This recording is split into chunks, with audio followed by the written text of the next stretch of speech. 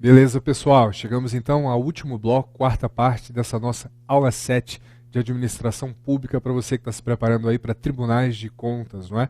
Alguns editais na praça, vários outros por vir nesse ano e no próximo. E a ideia é deixar vocês aí, como a gente sabe, bem preparados aí para cobrir várias provas de diferentes concursos aí pelo Brasil. Pois bem, nessa aula, no terceiro bloco, a gente começou a falar de governança e governabilidade, ou seja, é um tema cada vez mais importante, cada vez mais presente, mas como a gente pôde notar, um tema complexo, né, que envolve diferentes conceitos aí de teoria política, de políticas públicas, da própria administração pública e que envolve, portanto, uma certa confusão. Até porque o que as bancas fazem é misturar um pouco os conceitos e dificultar um pouco ali o acerto da questão, é claro, né? Faz parte do trabalho deles. Nosso trabalho é tirar essas dúvidas. Então a gente vai começar nesse quarto bloco exatamente nos trechos finais para a gente diferenciar de novo governabilidade e governança, mostrando vários conceitos possíveis para a governança e de que forma esses conceitos poderão aparecer, por exemplo, na hora da prova e deixar vocês aí com segurança para acertar. Então vamos dar uma olhada. Diz para vocês sobre governabilidade para fixar essas três afirmações aqui. Ou seja, primeiro para fixar que governabilidade refere-se às condições sistêmicas do exercício do poder político, portanto corresponde à autoridade política de um governo para tomar decisões em nome da sociedade, e isso envolve, claro, características do seu sistema político, a forma de governo, as relações entre os poderes, o sistema partidário, o sistema de intermediação de interesses, ou seja, todo o funcionamento aí do sistema político. Ou eu posso dizer que governabilidade, afinal de contas, deriva da relação de legitimidade do Estado e de seu governo com a sociedade civil. Ou seja, existe uma relação entre o governo e sociedade civil. Se houver legitimidade, ou a legitimidade deriva dessa relação, então o governo vai ter condições para empreender as transformações necessárias, não é? Dentro dessas condições sistêmicas para o exercício do poder político. Ou seja, um governo vai tomar decisões legítimas em nome de uma sociedade. Como a gente viu, tomar decisão é parte do problema. Né? Parte do problema é porque você precisa ser capaz de tirar essa decisão do papel. E aí a gente vai precisar da governança. Então, a primeira coisa para a gente finalizar a governabilidade é lembrar que a governabilidade depende ou emana do povo, ou seja, a fonte da legitimidade é o povo. Se cair na questão de prova, como já caiu, dizendo que a fonte da governabilidade é o Congresso, ou são as leis, está errado. É claro que a governabilidade passa pelo parlamento, passa pelo sistema legislativo, mas a rigor ela nasce do povo, a fonte é o povo. Então é legitimidade perante o povo em primeiro lugar. Bom, aí uma vez que você tem tomado as decisões legítimas, você precisa de um conjunto de aspectos instrumentais. E aí a gente viu que há várias definições para a governança que tratam exatamente disso, de você ter esse conjunto de aspectos instrumentais ou condições gerais para você realizar políticas públicas e promover o desenvolvimento. E aí vamos ver algumas dessas definições, voltando aqui para a tela. A gente viu que lá para o Banco Mundial, governança é a maneira pela qual o poder exercido na administração, não para tomar a decisão política, mas para administrar os recursos econômicos e sociais com vistas ao desenvolvimento, o que envolve você ter uma burocracia qualificada, um Estado de direito defendido por um sistema judiciário independente, mecanismos de participação e accountability e informação e transparência perante a sociedade. Vimos outras definições, não é? Que partem daquela e vão um pouco além, dizendo, governança refere-se à maneira pela qual o poder exercido na administração dos recursos econômicos e sociais, tendo em vista o desenvolvimento. Beleza, envolve os modos de uso da autoridade expressos mediante diferentes arranjos institucionais que coordenam e regulam as transações entre diferentes atores, que pode se dar por uma esfera econômica ou fora dessa esfera econômica por outros tipos de transações entre atores públicos e privados. Ou, para ser muito mais específico, um conjunto de condições financeiras e administrativas para transformar em realidade as decisões que toma, ou capacidade técnica, financeira e gerencial de implementar transformações. Ou seja, sempre um sentido de haver uma capacidade do Estado de pegar as suas próprias decisões e fazê-las acontecer. Ou seja, levar isso para a realização de políticas públicas e implementar essas decisões na prática, gerando aí desenvolvimento, entregando bens e serviços para a sociedade. E a gente viu que, além disso, a ideia de governança abarca a ideia de coordenação entre agentes e órgãos estatais e entes não governamentais em geral.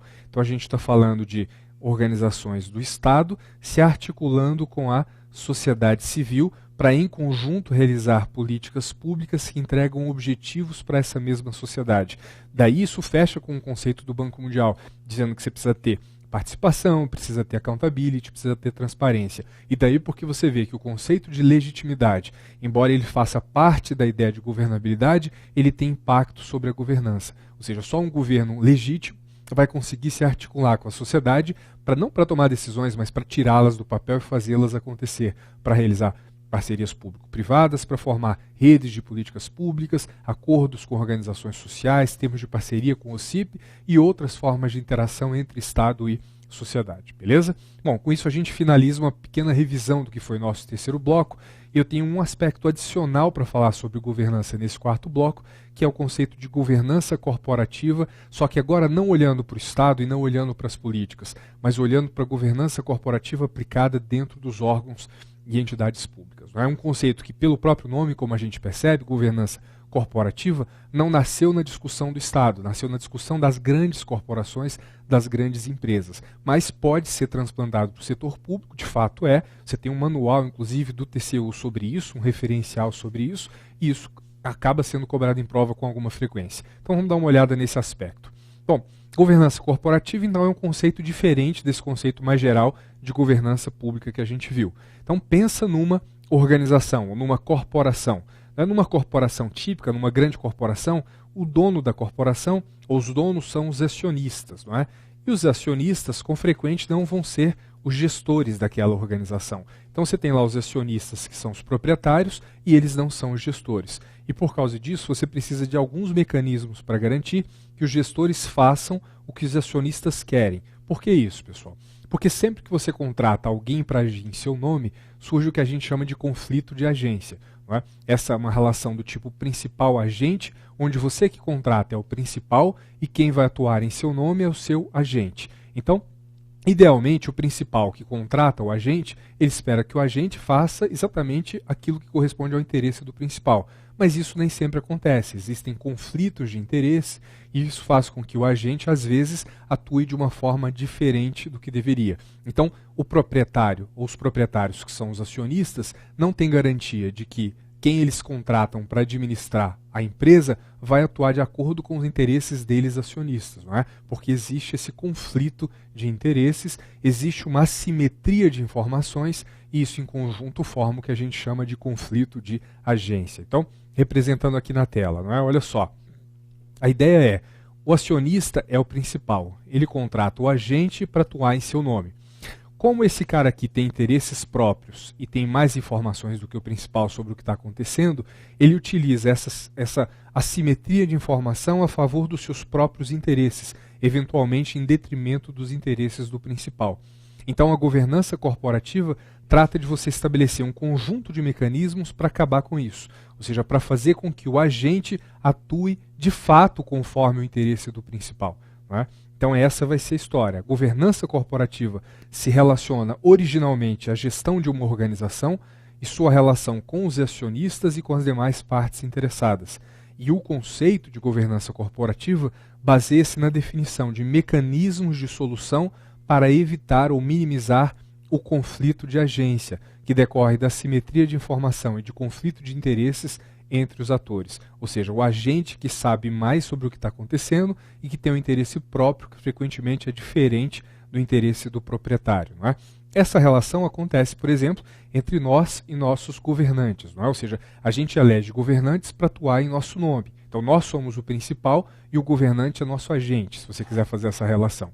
E esse agente, ele tem interesses próprios e ele sabe de coisas que nós não sabemos. Então está estabelecida entre nós e esses agentes um conflito de agência. Ele tem interesses conflituosos com os nossos e tem assimetria de informação. Ele tem mais informação do que a gente tem.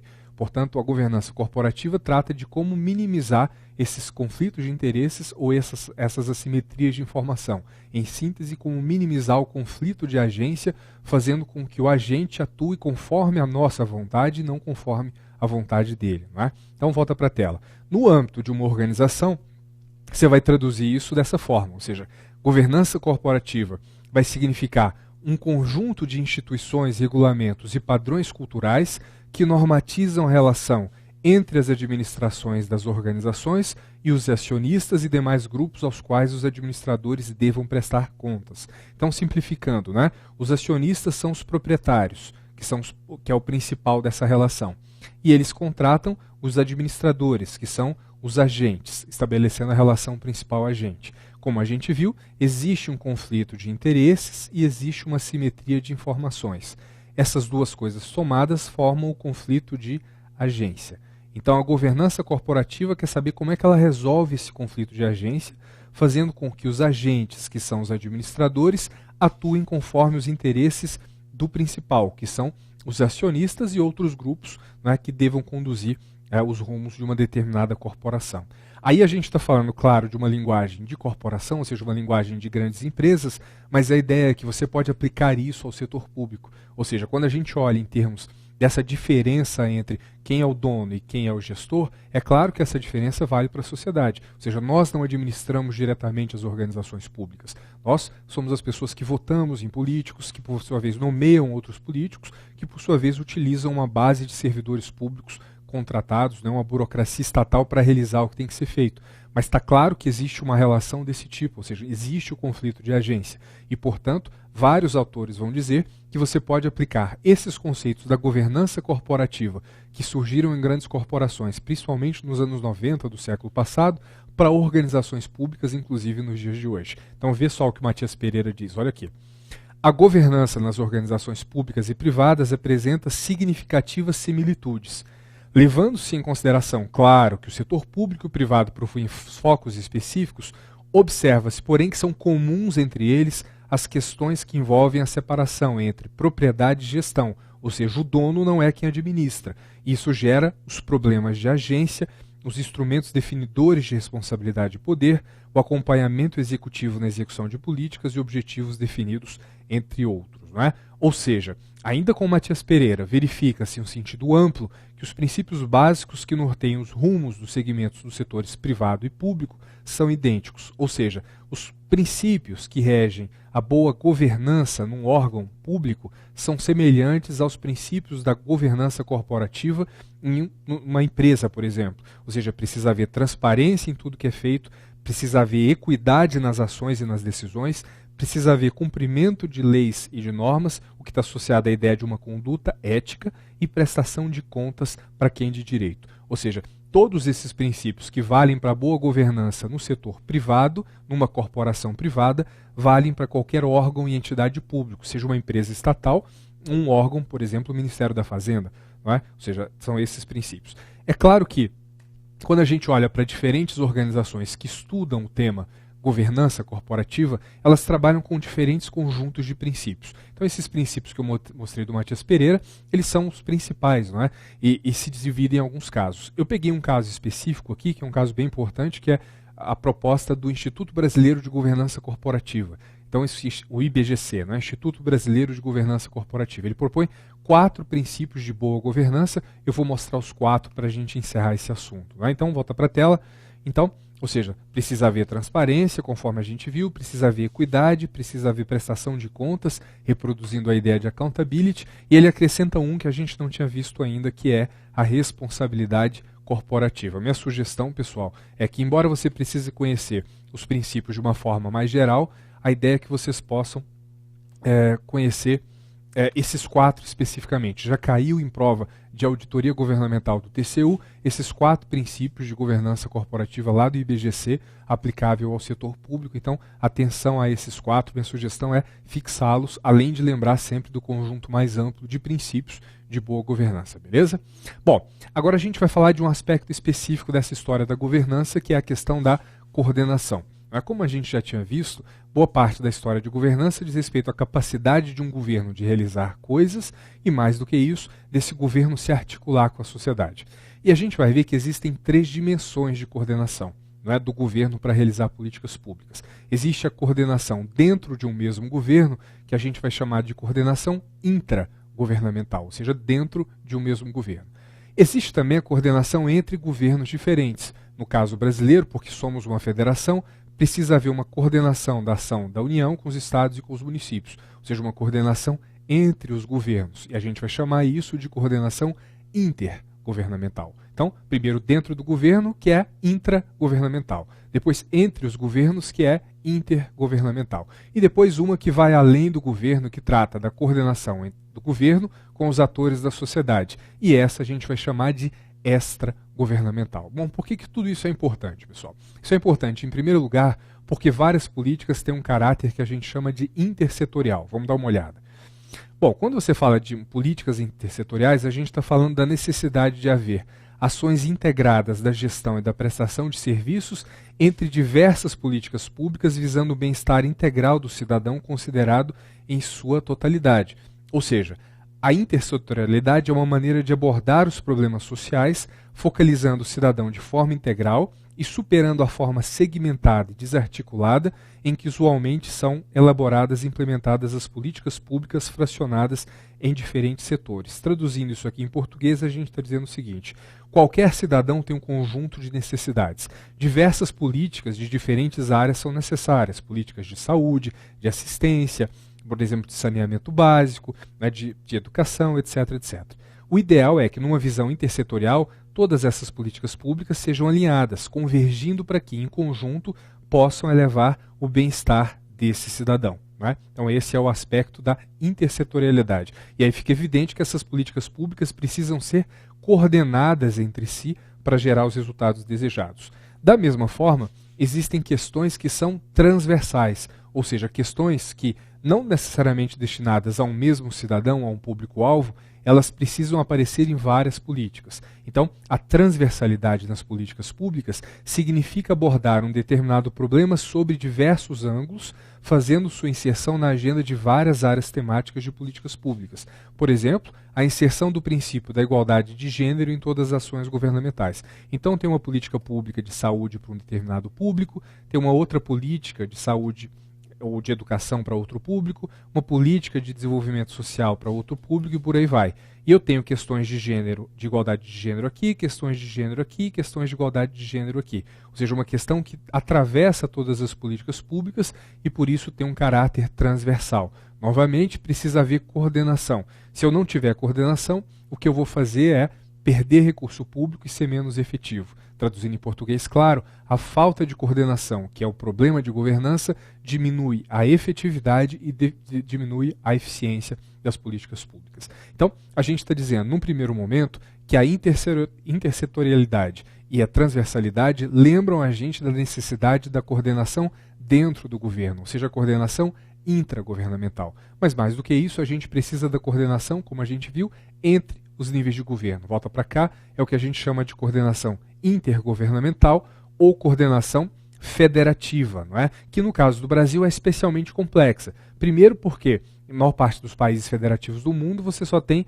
União e Estados. Aqui não, aqui a gente tem União, Estados e municípios, formando 3 níveis de governo. Depois a gente tem um país que é muito grande e que faz com que a descentralização seja necessária. Mas uma vez que eu descentralizo, mais importante ainda são os meus esforços de coordenação. E terceiro, e maior complicador, as desigualdades regionais. Ou seja, eu descentralizo, mas eu preciso considerar as necessidades diferentes e capacidades diferentes de atender o cidadão nos diferentes territórios do país. Não é? Então, da mesma forma que a gente tem problemas de coordenação intragovernamental, a gente tem aqui os problemas de coordenação intergovernamental, ou seja, de coordenação federativa. E mais do que isso, a gente já viu na aula de hoje que o Estado precisa ser capaz de pensar fora dos seus limites, da interação que ele vai ter com o mercado e com o terceiro setor e com outros setores da própria sociedade para que realize políticas públicas. Ou seja, a gente viu que a boa governança depende da articulação do Estado com a sociedade, né? Inclusive aí o mercado. E quando eu falo de articulação Estado-sociedade, eu estou falando da coordenação extragovernamental. Então a gente está falando de 3 níveis, não é? De novo, inter, intra e extragovernamental.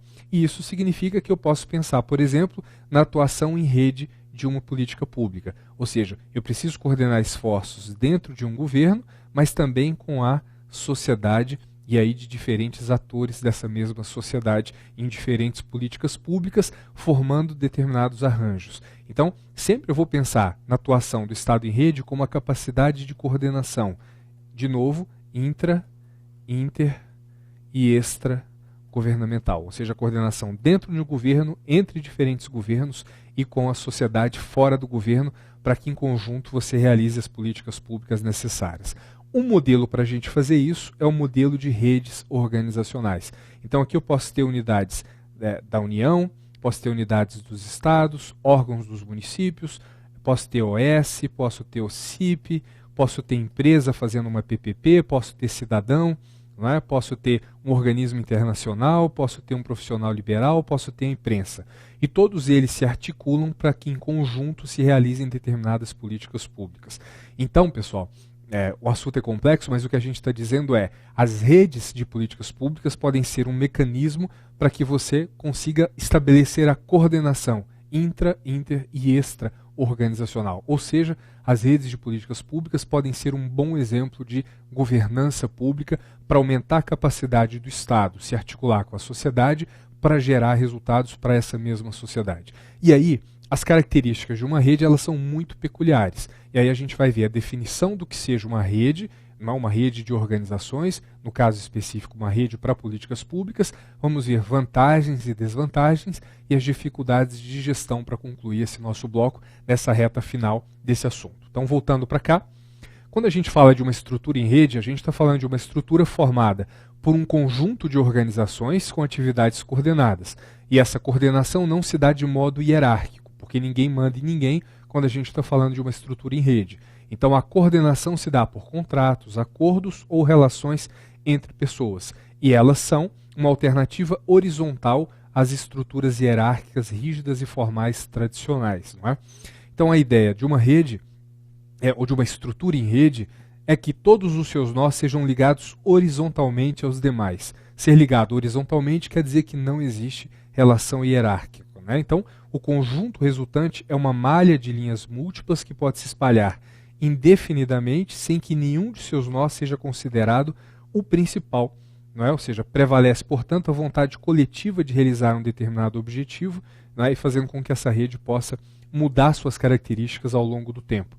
Então, a gente pode dizer que, em termos de propriedades, as redes são compostas por um conjunto de unidades com atividades coordenadas, por meio de contratos, acordos ou relações, surgem como alternativas às estruturas hierárquicas rígidas e formais, proporcionam maior flexibilidade e dinamismo estrutural. Antes de avançar, vamos parar nessa história de flexibilidade e dinamismo estrutural. Como a gente viu, uma rede de organizações pode receber novas organizações, organizações podem sair da rede, então ela pode aumentar para diferentes lados, com entrada e saída, e cada nó pode assumir funções diferentes conforme as necessidades. Então, qual é o pressuposto? É que a rede ela é muito adaptativa, ou seja, a realidade muda, a rede muda sua composição para responder a essas necessidades do ambiente. Por isso a gente diz, volta aqui para a tela, que ela é muito flexível e tem dinamismo estrutural. Elas caracterizam-se pela descentralização da autoridade, e de novo vale uma explicação. Nenhum dos nós da rede detém o poder absoluto daquela rede, ele não tem hierarquia sobre os demais.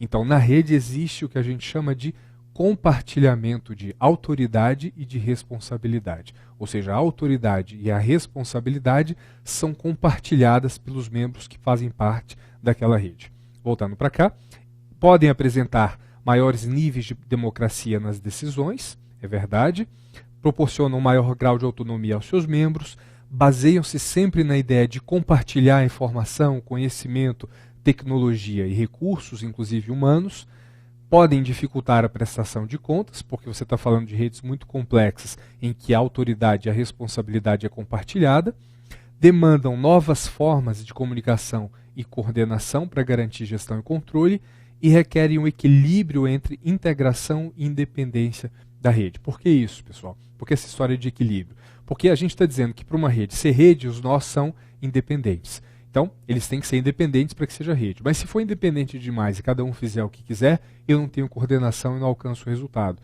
Então, eu preciso achar o ponto certo em que eu consigo estabelecer uma boa coordenação, mas respeito à autonomia de cada ente, não é, de cada um dos participantes, formando redes equilibradas, que sejam coordenadas, mas preservem a autonomia dos seus entes. Pois bem, quando eu uso esse tipo de modelo de estrutura que pega vários órgãos, e esses órgãos, como a gente viu, podem ser órgãos no sentido geral, né, organizações, né, que podem ser entes, que podem ser do governo federal, do governo estadual, do governo municipal, ou entes da sociedade, e articulo eles sobre a forma de rede para executar uma política pública, eu estou falando de uma rede de política pública. Então, a rede de política pública, ela tem suas vantagens, que são muitas, mas também tem suas desvantagens. A gente vai ver isso agora utilizando aqui um texto da Sônia Fleury, que é muito cobrado em prova, então você precisa memorizar as vantagens e as desvantagens conforme a gente apresenta aqui. Vamos dar uma olhada na tela.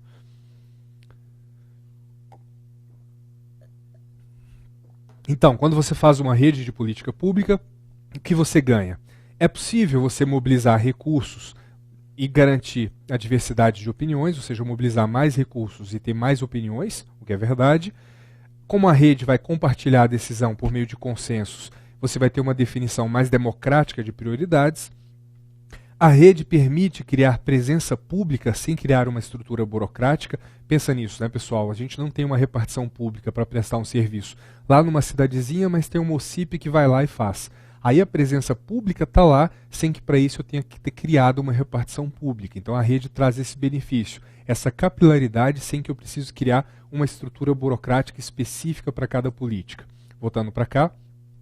Devido à flexibilidade, as redes são mais aptas a desenvolver uma gestão adaptativa, ou seja, que se adapta ao ambiente, e os objetivos e estratégias estabelecidos pela rede são frutos de consensos, ou seja, isso leva a uma maior democratização na tomada de decisão. Então, isso como ponto positivo. Mas, em contrapartida, também tem suas desvantagens. Em primeiro lugar, apresentam novos desafios para garantir accountability. Ou seja, se accountability, a gente vai falar sobre ela na próxima aula, né, em mais detalhe. Mas se accountability envolve a ideia de prestação de contas e responsabilização, numa rede, como eu tenho diversos atores, é muito mais difícil a prestação de contas. E como a autoridade e a responsabilidade são compartilhadas, é mais difícil identificar o responsável pelo sucesso ou pelo fracasso. Ou seja, a accountability é mais difícil quando eu falo de rede de política pública. Voltando para cá. A geração de consensos, que é a base para a decisão democrática, ela pode ser lenta. E se ela for realmente lenta, ela não serve para a questão que requer uma ação mais imediata do governo.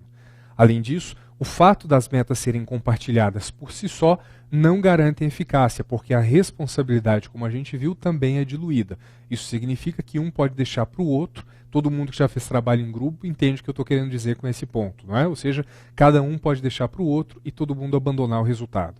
Depois, apesar de tudo, a rede pode ser dominada por determinados grupos e provocar a marginalização de outros. Ou seja, em tese, a rede é para propiciar a democratização, mas ela pode acabar se constituindo por determinados grupos que acabam controlando o poder da rede e evitando que determinados grupos façam parte dela.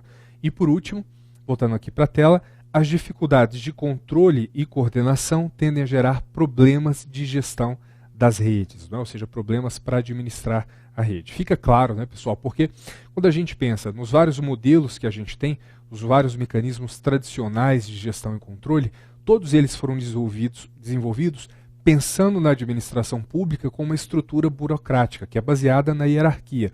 Então você tem alguém que manda, alguém que obedece. A rede joga isso por terra, porque não existe hierarquia. Ela é um padrão horizontal de relacionamento. E é um critério que a gente viu lá quando a gente falou de governança pública no terceiro bloco. Ou seja, a governança pública pressupõe a articulação entre atores governamentais e atores não governamentais em padrões horizontais de relacionamento, onde nenhum está acima do outro do ponto de vista hierárquico, né? Então, esse é o problema. Então, o grande desafio é como é que você cria mecanismos para melhorar a coordenação. Pode ser mecanismos regulatórios, ou seja, que crie regras para definir como cada um vai atuar. Pode ser mecanismos financeiros que atribuam recursos específicos para a execução de determinadas atividades e entrega de resultados, e podem ser recursos informacionais, ou seja, a melhoria da comunicação para a integração da rede. Mas é muito difícil, dada essa instabilidade de gestão, fazer com que a rede aconteça e entregue os resultados. Ainda mantendo essa ideia, né, de que eu não posso ter uma formalização excessiva, um controle excessivo que mate a essência da rede, que é garantir que os membros tenham autonomia para participar ali entregar resultados, ok? Bom, pessoal, então, com isso a gente termina a parte teórica dessa aula densa, não é, sobre indicadores, avaliação, governabilidade e governança, e especificamente dentro de governança essa ideia de coordenação de redes de políticas públicas para cobrir o nosso edital. E a recomendação de sempre, como eu ia dizendo, é resolvam as questões de prova e tentem verificar se você consegue acertar todas, né? Ficou alguma dúvida? Reveja a aula, entra lá na sua mensagem, tira dúvida. O importante é você chegar lá na hora da prova do concurso que você escolher, para o Tribunal de Contas que você escolher, totalmente preparado com esses conceitos dominados, porque aqui nesse curso a gente está falando daquilo que é absolutamente essencial, ou seja, aquilo que vai cair na prova, portanto é decisivo para a aprovação. Então, dedicação total aí, pessoal, e conte conosco. Então, até a próxima aula.